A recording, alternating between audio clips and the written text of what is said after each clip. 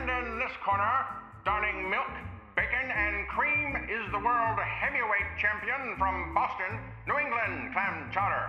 Or from New England, Boston Clam Chowder. And in this corner is the challenger from New York, featuring tomato broth, carrots, and herbs, Manhattan Clam Chowder. May the best version win. Now get back to your pots and start cooking.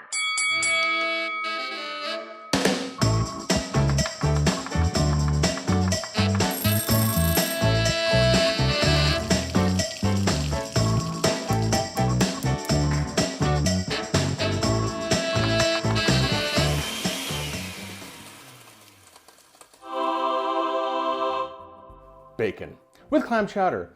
You'll notice that Portuguese recipes like to combine seafood and pork quite a bit. I think they're brilliant, absolute total geniuses. This is a pretty simple dish. You can call it like a beginner's clam chowder if you'd like, but it's pretty much classic. I'm not going to do anything kind of strange or California-ish to it. So here are the simple ingredients. We've got red onion. I'm just using red onion because I like the way it looks in a white soup.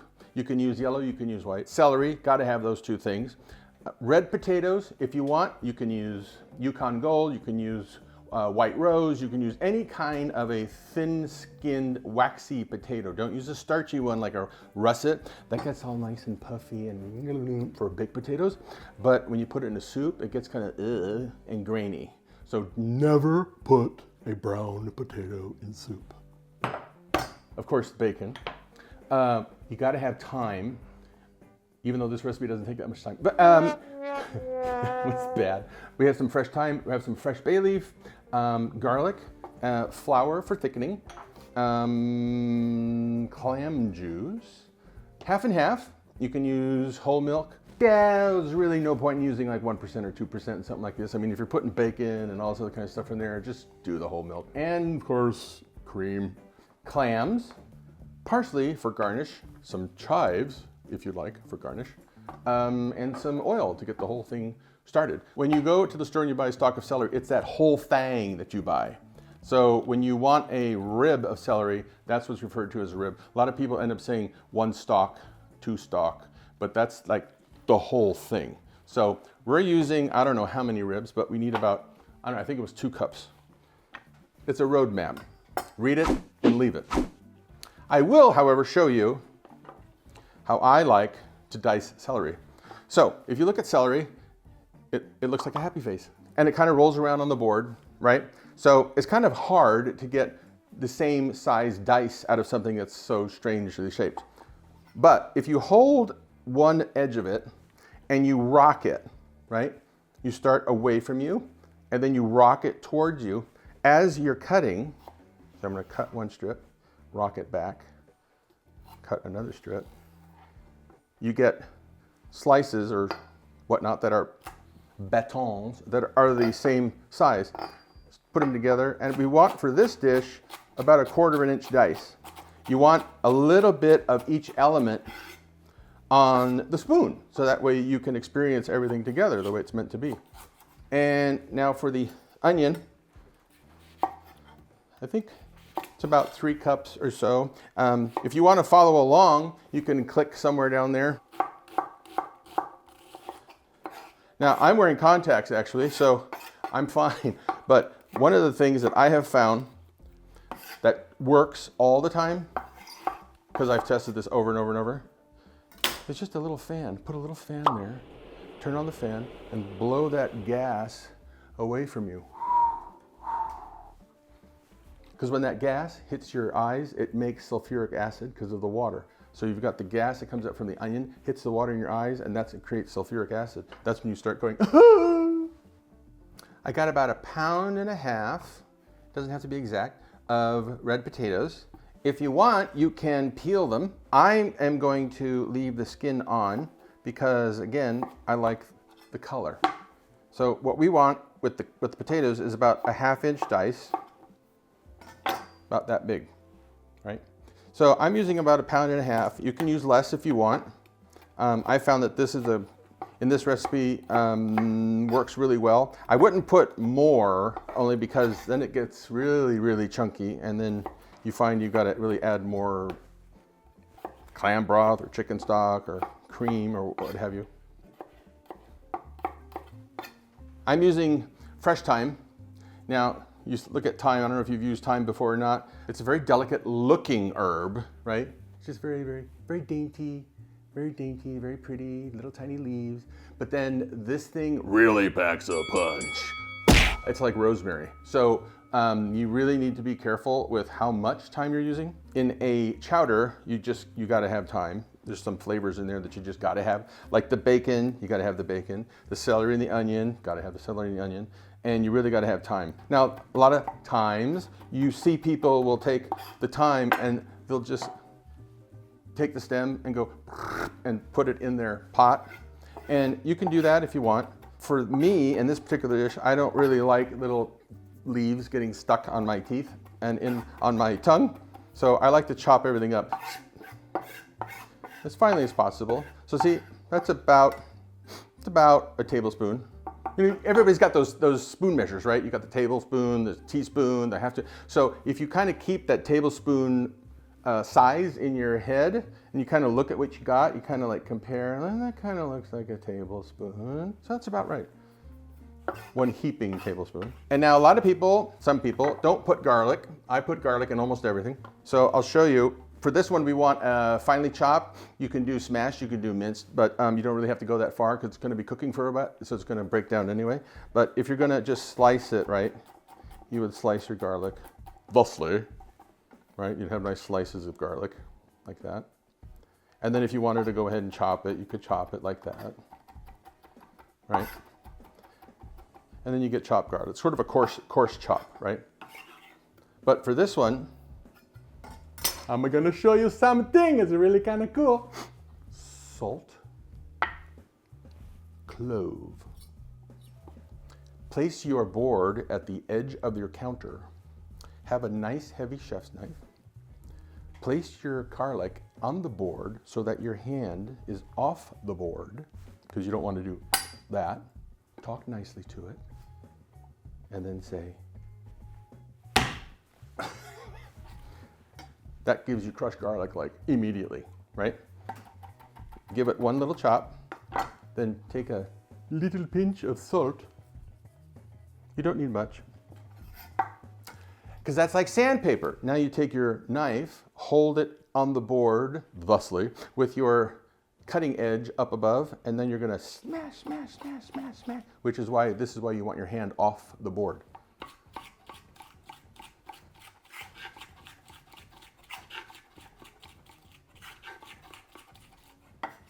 Now you have minced garlic or garlic paste. Okay, last thing to do, bacon. Okay, in many ways, this is like the star of the dish, even though it's a clam chowder, not a bacon chowder. But, I mean, it's bacon. What more do you want to say? When you're using bacon, I can talk. I swear to God, I didn't have anything to drink today. When you're using bacon, you want to get something that's, you know, got some meat on it, not just all fat, and something that's thick cut. Don't use the really thin stuff that burns very easily. You want something that's thicker. And this is a really good, I love this bacon, actually. It's a very high quality bacon. Not too salty. You don't want something that's going to be really salty. You don't want something that's going to be really smoky either. And you definitely don't want peppered, for this dish, you don't want peppered bacon. And you don't want anything that's like, you know, got maple and sugar in there and all that other kind of stuff. This is just a really good, unsmoked, cured bacon. And you'll notice it's not sort of flabby, right? I can hold it out like that because I've stuck it in the freezer. Don't tell anybody. This is a really cool secret. Take the bacon, stick it in the freezer for half an hour. It firms up. Then when you slice it, it's perfect. Much easier to work with. Cut it into about 1/4-inch pieces, strips. See how nice? See how nice? It just, look at that. Look at that. Anyway, and then 1/4-inch dice again, just like the celery and the onion. See, everything 1/4-inch dice, except for the potato. And I've got about 1/4 pound of bacon. You can put a little bit more if you want, or you can put a little bit less. I wouldn't put a ton of bacon, even though I love bacon. Otherwise, you're not going to taste anything else. This is for later. We're going to save that. Hi, how are you? So we got our onions, our celery, our garlic, our thyme, our bay leaf. I'm just going to, yes, I'm going to see how many things I can get on this board. Potatoes and our flour. This is Earl. We're going to use him in the beginning. And then we got all this other stuff. So let's go over to the stove and get this baby going. We want to start actually in a cold pot. I just turned it on just now. With some oil. We want to put the bacon with the oil, and we start it cold because we want to render. The whole point and purpose of this is not to get nice crispy bacon like you're going to have bacon and eggs, but it's to render as much fat as possible. So when you start it colder and you warm up the bacon with the oil and whatnot, you start to render more fat. It's sort of like when you're doing schmaltz. Have you ever done schmaltz? Schmaltz is really good. You take chicken fat, you put it in a pot. Some people start it with water, whatever, and then you put a lid on it. And then you let it slow cook and all that nice golden fat comes out. That's schmaltz. So once your bacon is starting to look sort of like this, right? I've got it on high heat. It depends on your stove, right? You might have to crank your heat up, or depending if you got one of those, you know, really expensive furnaces, those industrial furnaces, you have to crank it down a little bit. It's getting a little brown, but you got a lot of nice fat coming out of there. Now we add the veggies, and do not, I repeat, do not throw out fat. Onion and celery. Okay, so now this is why I'm using, see the red onion, even though it's purple, it gives it some nice color, right? Now what we want to do is, well, I want to sweat these veggies. Sweating is a technique in which you add some salt to your veggies that you're trying to cook down, right, and extract moisture and whatnot. And the salt helps to extract the moisture from the veggies. And in order to do that, we're going to stick them in a sauna. I'm going to put a lid on it. And now they're really starting to sweat. So that salt's going to work, and that heat has nowhere to go, and it's going to start extracting all those veggies. Are going to start breaking down some, and the moisture is going to come out. And then at one point, we're going to go back in, and we're going to start stirring. All that moisture would have evaporated, and now we're starting to cook more back in the fat again. So that's called sweating. Okay, this veggies have been sweating for about 3 minutes, actually. And at this point, we add our garlic and our herbs, thyme and our bay leaf. And those really don't need to be sauteed as long, which is why you add them now. That's one of the things that's always about cooking, right? It's like every time you're building flavor, you're adding something, you're going to another step, you're getting another kind of smell, you're getting another kind of look. It's just like this whole journey you take till the end of the dish, and then you get to reward yourself by eating it. Now, this is why I said don't throw out the fat, because we're going to add flour, because you need that fat and flour to make a roux. A lot of recipes, when they call for a roux, and you're doing like a bechamel, like a white sauce, or a velouté, or even a soup like this, they'll call for a ratio of like 3 tablespoons of flour per cup, but I think that's a bit thick. I like to use 2 tablespoons per cup for most things. So now, you see it's starting to form a film on the bottom of the pot, which is fine.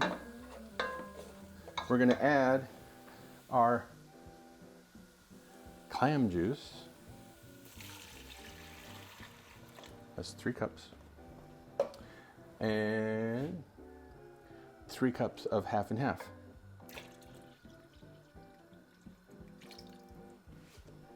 Now, there's a lot of recipes that they just use half and half. If you want something that's going to be very dairy driven and very milky and quite rich, then you would just use half and half. I've seen recipes where they use just milk, which is fine. I've seen recipes where they just use clam juice and maybe a little touch of cream at the end. That's another way of doing it. For me, I always tend to be the kind of person that likes to take a middle of the road sort of approach. I like the best of both worlds most of the time. So I split it. I do half clam juice, which gives you a nice clam-based clam flavor, but you get that richness from the half and half and not cream. You could use cream if you wanted, but what we're gonna do when we finish this soup is we're gonna add a little bit of cream at the end. Here's the one thing I do a little differently than most chowder recipes. Put a lid on it. Put a lid on it! Bring it to a boil, let it come down to a simmer, and we're gonna let it simmer for a bit. I don't know, 20 minutes, half an hour.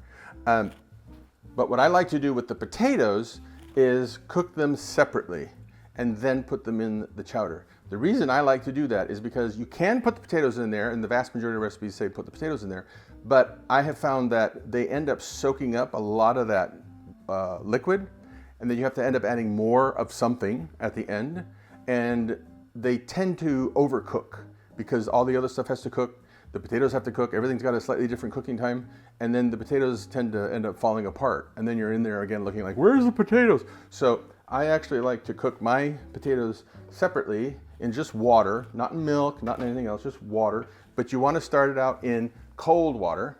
So that's the potatoes we cooked earlier. And this is cold water. Just kidding. And some salt.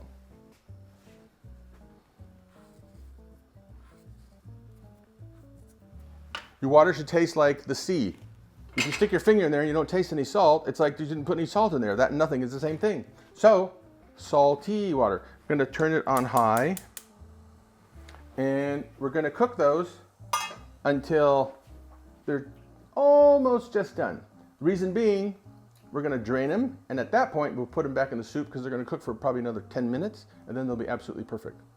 Okay, we got our potatoes that are just about done. They're tender, but there's still a little bit of bite. Here's the chowder. It's been simmering away. By the way, chowders don't have to be just clam. There's all different kinds of chowder. Something that's thick like this, and then you add clams, like obviously clam chowder, or oysters. You can add a bunch of different fish. You can add just like cod, make a cod chowder. You can do shrimp. You can actually use some shrimp stock as opposed to clam broth in the chowder. But this is like the classic. And we're gonna add the potatoes to the chowder. You've got all these different textures, right, and colors. You've got the potatoes, you've got the red onion, you've got the green from the celery, you got little bits of thyme in there floating around. If you wanted to put some parsley in here, you could do that as well. But this is what I want to show you. Look at that consistency, right? That's what you're looking for. For me, that's the perfect consistency. You can do the whole sauce test thing, right? It doesn't run down over your line, so it's perfect. You can make it thicker if you want. You can make it a little thinner if you want, but I think this is just, it's Goldilocks, it's just right. Also, if you're allergic to flour, right, you can still do this recipe, just omit the flour. Don't put any kind of a starch in at the beginning. Go all the way to this point, and then at this point, I would use potato starch. I wouldn't use cornstarch because you would have to add so much cornstarch to this amount of liquid. It ends up getting kind of gelatinous and gloppy, like, you know, really bad sauce from a bad Chinese restaurant. As it starts to, like, you know, cool off on your plate, and it looks like you can't make up its mind if it's sauce or Jell-O. You don't want that. But potato starch works really, really well. So I would add potato starch at this point, and then gotta add the cream. Since the clams are already cooked, you don't want to add the clams at the beginning because they're gonna turn into rubber bands. So now I'm gonna add the clams, and I'm gonna add some cream. I'm gonna put a half cup first. Does that look good or what? Look at all that. You got all that texture and color and everything going on. And then of course, we need to taste it, always taste, because we might need to correct for seasoning. I know bacon has a lot of salt, but you're still gonna have to add salt. Just a bit, because there was salt in the bacon and there's salt in the clam juice. Definitely wanna add some black pepper, even though you know what's gonna come up. You got to crack some of that cracked black pepper on it when you serve it. But it's always good to put some inside at the end. Keeps that fragrance going. Gives it a little heat, but you really like the black, I like the black pepper in here, not white pepper, because the black pepper, you get that really nice fragrant taste from black pepper, which you don't get from white pepper. Let's put this thing in a bread bowl and eat. Okay, now you can obviously serve it in a bowl. Obviously this is for a main course, for lunch or dinner. If you're gonna serve it as a first course, you wouldn't serve as much, although I do. And then very simply, just a little bit of parsley. That's it. Really, really simple, right? However, if you want to do it and get big about it, big or go home kind of thing, we can do it with a bowl. I've got here a, I don't know, probably about a 8-inch in diameter sourdough. I swear to God, I haven't had anything to drink, I swear. Anyway, you take a serrated knife, cut off the top third. Notice I'm twisting it or spinning it. It's always easier when you're doing a cake or something like this, instead of trying to go all the way through, because the tendency ergonomically is to go down or to go up. Just keep twisting and you cut halfway, right? So halfway, twist, halfway, twist. And you get a nice flat top. Take your knife and, I don't know, about an inch around, cut almost all the way down without going through the bottom. Always protect your bottom. We just give it the Tasmanian devil approach.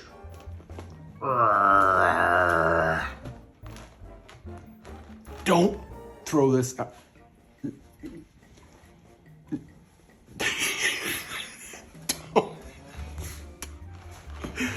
Don't throw this out, because my mom always said this was the cotton and she'd throw it out. And then my dad would be like, "What are you doing?" So now we have a nice bread bowl. Why is the cameraman so close that nobody's gonna be able to pull it? Because I want to go first. We've got some, Would you believe we actually rehearsed this? we got some crispy chopped bacon, right? And some chives on this one, right? And might as well gild the lily. Some soft, unsalted butter that will just sort of melt on top there. Oh, forgot! Black pepper. Oh yeah. That's saying lunch right now. And there you have it. New England or Boston style clam chowder that everyone is really gonna end up loving. So let's give this baby a taste here. I wish you could smell this, I really would. They really gotta do something with smell-o-vision.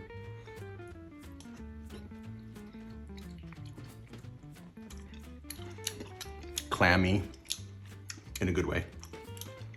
Bacony, oh so porky, just enough. Rich and buttery. And I don't know where that bread went, but you gotta always take some of the top. Oh, damn, that's good. Okay, so if you want the recipe, you know what to do. Please subscribe. I think you're gonna like this recipe, so go ahead and like me and send me your comments. Go ahead and make it, let me know what you think. If you want to improve upon it, let me know what you think. I'd like to try that too. I'm always looking for something different. Manja!